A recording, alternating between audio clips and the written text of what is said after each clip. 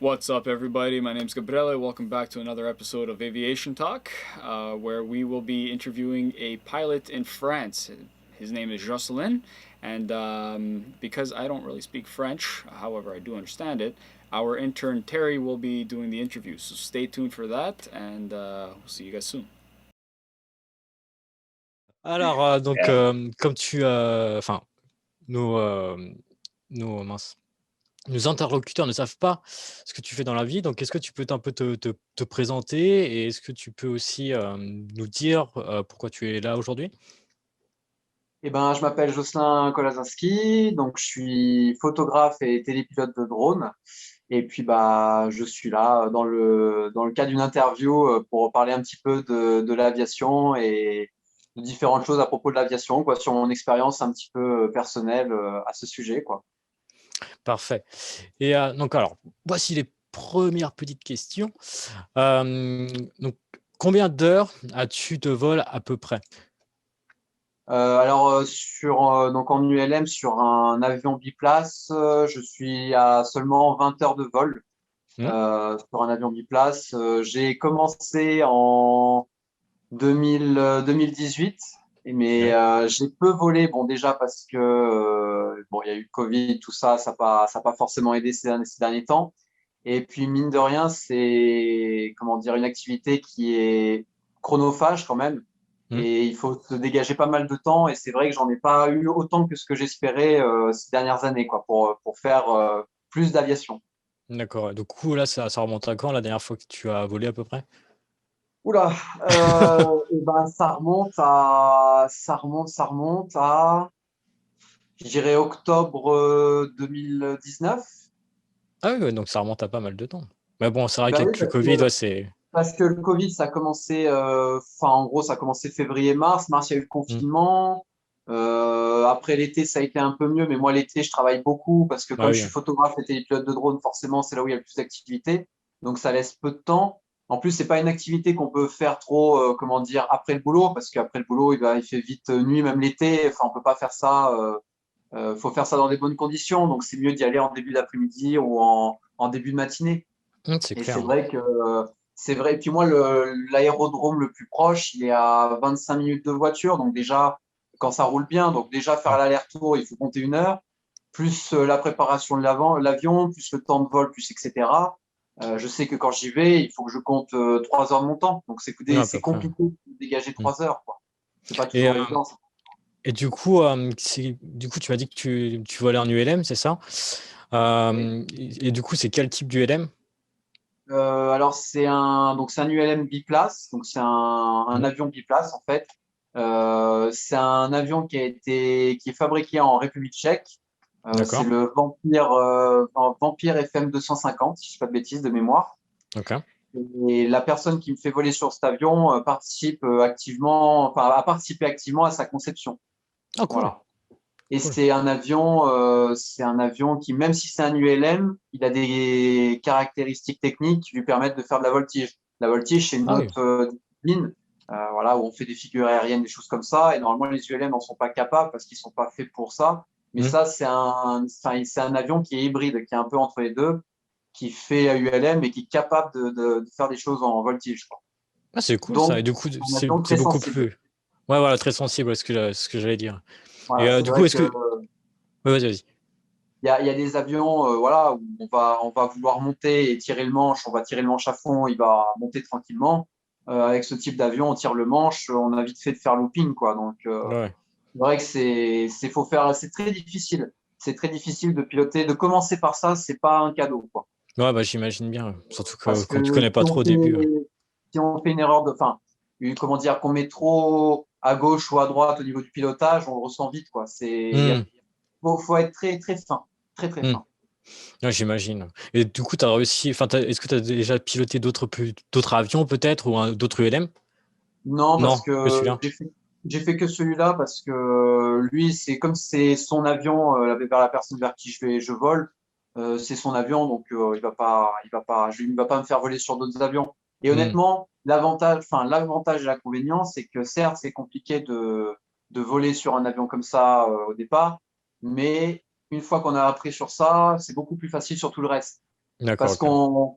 parce que c'est ce qu'il y a de plus compliqué, tellement c'est fin et qu'il faut faire attention à tout. Quand on arrive sur un autre avion, faut s'habituer un petit peu, mais c'est beaucoup Oui. plus facile. Hmm. Ouais, C'est beaucoup plus j'imagine. facile. Et pour toi, du coup, c'est quoi, on va dire, à peu près ce qui est le plus compliqué, du coup, pour apprendre, dans l'apprentissage du pilote, enfin, de piloter, etc. Bah, de toute façon, ce qui est le plus compliqué, à mon sens, c'est l'atterrissage. L'atterrissage, c'est quelque chose de technique Hmm. et comment dire, qui met l'essence un peu à rude épreuve parce que vraiment, on a l'impression, les premières fois, on a l'impression qu'on va taper le sol, qu'on va mourir, hein, honnêtement. Ouais. Autant le décollage, c'est assez simple. Voilà, on garde un axe, on fixe un point lointain et puis on garde cet axe avec les pédales. Donc c'est Mhm. facile, on met les gaz à fond. 80 km/h, on commence à lever le nez, on sort du sol, 140 et puis on prend la hauteur de sécurité. Mais c'est vrai que l'atterrissage, il y a toute cette partie où on va piquer, en fait, on va vraiment piquer face au sol. Mhm. Et il faut attendre le bon moment pour redresser le nez de Le nez, l'avion. ouais. Hmm. Et faut pas le faire trop tôt parce que sinon on décroche. Et on décroche trop haut et ça fait taper le châssis enfin les roues de l'avion et c'est très mauvais. Certes, on va pas se faire de mal pour soi, mais pour l'avion, c'est Oui. mort. Et si on redresse trop tard, bah forcément on mange le sol et c'est pas quelque chose qu'on veut non plus, quoi. Non, Donc, c'est et sûr. ce qui est très compliqué, c'est que faut voir quand même qu'on arrive face au béton à 120 km/h, donc ça va vite, mine de rien, qui a une vitesse basse, hein, pour un avion, Hmm. mais quand même rapide. Et tout se joue sur quelques secondes, quoi. C'est vrai que c'est l'affaire d'un. Puis c'est tout. Il n'y a pas de, comment dire, on n'est pas dans un avion de ligne où ils ont des indications sonores, des choses comme ça. C'est tout au jugé, Ouais. c'est tout à la sensation. Donc c'est Hmm. vrai que quand qu'on connaît rien et qu'on fait les premières fois comme ça dans l'avion, c'est périlleux, hein. C'est plus que Ouais. périlleux. On se fait peur. On se fait Hmm. peur. Franchement, on se fait peur. Donc J'imagine. voilà, pour répondre à la question, c'est 100% l'atterrissage qui est Ouais. ouais, franchement, parce que voler, bon, il y a toujours des conditions climatiques qui peuvent rendre le vol compliqué, même si normalement, c'est des choses qui sont prévues à l'avance. Hmm. Mais vraiment, ce qui est le plus compliqué, l'atterrissage, 100%. Et du coup, est-ce que tu as déjà, donc, enfin, là, tu viens de spécifier, par exemple, les différents climats, enfin, les conditions climatiques, etc. Est-ce que tu as aussi pu voler, on va dire, vers des monts, des montagnes, etc., qui auraient pu te donner d'autres sensations? Bah alors, en aviation, on évite de se rapprocher normalement trop des Oui. reliefs, parce que c'est pas conseillé. Après, moi, je suis dans des vols VFR, donc c'est-à-dire des vols à vue. Il faut toujours Hmm. qu'on garde en vue le sol. La seule fois, bon, je ne peut-être pas trop le dire, mais on a dérogé à la règle avec mon instructeur. Mais bon, pour replacer quand même mon instructeur, c'est quelqu'un qui a, bon, l'expérience, ça fait pas tout. En aviation, on peut toujours se faire Hmm. surprendre, mais ça fait quand même beaucoup. Donc c'est quelqu'un qui est très expérimenté. Et un jour, il a repris le manche et on est allé voler au-dessus de nuages, enfin, ouais, vraiment au-dessus des nuages, en perdant complètement le sol de vue, ce qui n'est pas autorisé, il faut le dire. Mais franchement, j'ai aucun regret parce que ça a été des sensations incroyables. Vraiment, quand on perd comme ça le contact visuel avec le sol, on a l'impression bah déjà, on a vraiment encore plus l'impression de voler, mine de rien. Mhm. Parce que d'être détaché du sol, de plus l'avoir en vue, je sais pas comment expliquer, c'est un peu comme un marin qui voit plus le continent, ça a une saveur particulière. Prendre Ouais. un bateau et voir toujours le continent, bon, on se sent toujours rattaché à la terre. Oui, bah oui. Et tandis que quand on est en pleine mer, vraiment, on se sent perdu et seul. Et là, cette Hmm. sensation d'être au-dessus des nuages tout seul, c'est vraiment encore différent. C'est vraiment autre chose. Et Hmm. faut se dire quand même que vraiment, on vole dans des nuages. En plus, au-dessus des nuages, c'est pas plat. C'est très, comment dire, il y a beaucoup de relief, mine de rien, dans Ouais. les nuages en C'est hauteur. bombé, etc. C'est bombé et on vole quand même. On était à 200 km/h. Hmm. Et puis en rasant les nuages, c'est impressionnant. On a une sorte de halo lumineux qui se projette sur les nuages et ça fait tout un halo lumineux arc-en-ciel un petit peu. C'est magnifique, Hmm. magnifique. T'avais pu prendre des photos ou pas, du coup? Oui, j'ai une vidéo de ça. J'ai une vidéo. D'accord.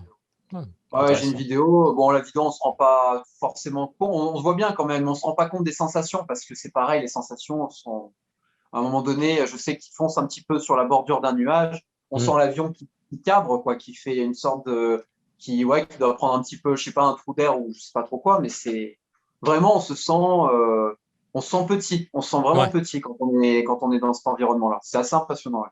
Ouais, j'imagine. J'aimerais bien un jour connaître ce type de sensations, etc. Mais bon, pour ça, il Ouais, il faudrait faut le faire que. avec, par contre, il faut le faire avec quelqu'un qui sait ce Oui, qu'il ah bah fait oui, parce oui, que c'est sûr. c'est Mm, quand même, on se rend compte que c'est vite dangereux parce qu'on peut vite se perdre. Bon, mm. parce que Ouais, quand on est vraiment au-dessus des nuages comme ça, sans repère visuel, on sait plus où est le nord, le sud, l'est, ouest. Enfin, c'est sûr, faut pas le faire n'importe comment. Mais vraiment, c'est une expérience top. ouais. Et ouais, c'est cool. C'est cool. Et est-ce que, du coup, tu as déjà, par exemple, essayé des simulateurs de vol? Non, Non? pas pour l'aviation. J'aurais voulu, mais bon, après, les simulateurs de vol, enfin, à titre personnel, hein, ça, après, c'est l'expérience de chacun. Mon instructeur m'a toujours dit que ça valait pas grand-chose, enfin, comment dire, que ça remplaçait pas le vol en lui-même. Que par Mm. exemple, il y avait beaucoup de. Enfin, ça, c'est ce qui me rapporte. Moi, après, Oui, oui. voilà, ça, c'est purement chacun a son avis, hein. Mais il m'expliquait que, par exemple, tous ceux qui étaient formés dans les compagnies aériennes qui volaient après sur des vrais avions, ils ont beaucoup volé sur simulateur. Mais ce que le simulateur ne te donne pas, certes, il va te donner un petit peu, comment dire, des connaissances sur quel bouton, quel machin il faut utiliser pour voler correctement, mais ça remplacera jamais les sensations de vol. Le fait que bah, quand tu montes dans un avion, c'est pas être dans un simulateur, donc tu as un stress qui est beaucoup plus important. Mhm. Et voilà, il me dit, des fois, il y a des mecs qui ont des centaines d'heures de vol sur simulateur, et puis quand ils arrivent dans un avion, ils sont perdus parce qu'ils ont tellement le stress qu'ils n'avaient pas dans le simulateur, qui fait qu'ils perdent énormément de moyens. Mm. Donc, à titre personnel, non, j'ai jamais fait de simulateur. Je pense que c'est, en plus, il y a des très bons simulateurs maintenant. Et ça, je pense que c'est Oui. sympa à faire. Je pense que c'est sympa à faire. J'en avais fait un peu pour le drone, la partie drone, Mhm. quand j'avais passé ma formation. Mais non, jamais, jamais au niveau de l'aviation. Je suis directement allé dans l'avion. Ouais. Un peu Voilà. sadomaso. Non, je rigole. Non, non, ça va. Oui, oui. Euh, du coup, ah oui, je vais te poser cette question-là. Donc, tu sais qu'en France, on est souvent les pros Airbus, on est tout le temps, voilà, on adore Airbus, etc. Et donc, la question est la suivante. Toi, si tu avais le choix de piloter un Airbus ou un Boeing, qu'est-ce que tu choisirais? Ouf. Alors déjà, honnêtement, je vais être honnête, je ne sais pas les grandes différences qu'il y a entre un Airbus et un Boeing, honnêtement. Hmm. Je pourrais pas, je vois pas ce qui pourrait, enfin, ce qui est différent. Après, déjà piloter un avion comme ça, Oui, c'est quand même. Déjà de base, je me verrais pas. Après, honnêtement, là, c'est une question, je pourrais pas trop te répondre parce que j'ai pas les connaissances pour te dire ce qui est mieux entre un Airbus et un Boeing. Honnêtement. hmm. Après, si tu me détailles là tout de suite les différences rapides, je te dirais ce qui est peut-être ce qui est le mieux, enfin ce que je pense Oui, être le mieux. Mais là, comme ça, j'en sais rien. Moi, j'ai plus souvent pris, je pense, des Airbus que des Boeing, je ouais. pense. Moi, je pense De aussi, par enfin, de quand. par les voyages, j'ai plus souvent Hmm. pris Airbus que Boeing. Moi, je crois que j'ai jamais pris de Boeing. Je pense que c'est plus, ouais, peut-être aux Bon, un États-Unis Boeing, ou. on est d'accord, c'est plus petit qu'un Airbus. Je sais pas. Gabe, does the Boeing is like more smaller than the Airbus or not? What do you mean by smaller? Like as a company or No, as no, the aircrafts? plane, the aircraft. That depends. I mean, it's there's different models, right? So like the A320 is kind of the equivalent to a 737, you know? So they both have the same aircrafts. Like, it's Mm, they fit different sizes. I mean, the A380 is the biggest aircraft in the world that yeah. carries passengers. But as far as like flight goes, um, they're both very digital, all computerized. Airbus feels like you're kind of like as soon as you press the button, you're good to go. Mm, You're just flying. The computer takes over itself. Where Boeing, there's more procedures you have to kind of go through. I believe, okay. yeah. Hmm, okay. Ok. And no, pardon. Repassons en Reprenons. français. Yeah, go ahead. Du coup, alors c'est une question un peu plus dans le temps. On peut pas réellement savoir ce qui va se passer maintenant. Et du coup, est-ce que tu penses que l'activité de l'aéronautique, avec ce qui se passe, avec les crises économiques qui vont arriver, va toucher le domaine jusqu'à le changer? Par exemple, dans le tourisme, est-ce que, par exemple, tu penses que les prix vont peut-être baisser pour avoir un peu plus de ventes, enfin de ventes, Ouais, de je comprends. avoir ouais, voilà, d'avoir plus de personnes qui rentrent dans les avions, etc. Et qu'est-ce que tu en penses? Bah, honnêtement, je pense que les gens, dès qu'ils auront la possibilité de vraiment voyager comme avant, ils Mmh. vont se faire plaisir, je pense.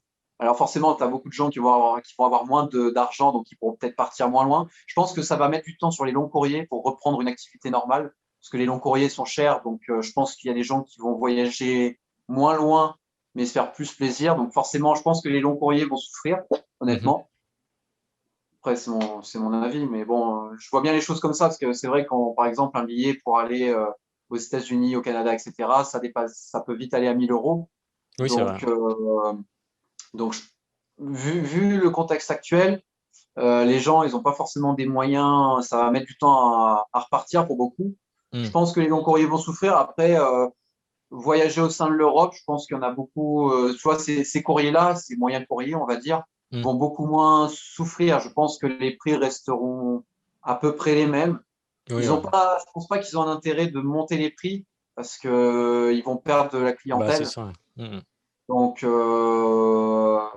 je pense ils vont essayer de maintenir les prix coûte que coûte à ce qui se faisait avant, quoi. Oui, Après, ouais. est-ce que ça va révolutionner sur le domaine? Je pense pas. Je pense qu'ils espèrent surtout reprendre comme avant et que ils seront prêts à faire les concessions qu'il faut pour que ça reparte parce que de toute manière, ils ont énormément souffert. Là, je connais quelqu'un qui est de Miami Mmh. qui est revenu en France il n'y a pas très longtemps. L'avion dans lequel il était vide, mais Ah, ça vide. m'étonne pas. C'est-à-dire que vraiment, il y avait lui, sa copine, et il a pris une photo, tous les sièges étaient vides. Donc, ils ont plus intérêt à faire des concessions pour que les gens reviennent, plutôt que de se dire, bon, allez, ça y est, c'est terminé, on va remettre les prix, quitte à les mettre plus fort. Ils vont trouver forcément preneur. Ah Mais oui, je bien pense qu'ils sûr. ont plus intérêt, ils ont plus intérêt à essayer d'être consciencieux pour qu'il Mmh. y ait un maximum de personnes qui reviennent dans les. Parce que mine de rien, c'est bête aussi, mais je pense qu'il y en a qui auront perdu l'habitude de prendre l'avion, etc. Donc Oui, pour c'est vrai. ramener un petit peu les gens à reprendre un avion pour aller, comme je te dis, au Canada, aux États-Unis ou dans les pays d'Amérique latine, pour les longs courriers, je parle, ou en Australie de l'autre côté. Je pense qu'ils auront tout intérêt à faire des offres un petit peu pour que ça relance le truc dans Mmh. un premier temps. Ouais, je pense. Après, ça reprendra son cours normal dans le temps, mais c'est vrai que il va en falloir justement un peu du temps, je Mmh pense. mh. Oui, je pense aussi, Après, tu une as tout à fait révolution raison. particulière, je pense pas. Je pense pas. Je pense qu'ils vont essayer de reprendre comme c'était avant.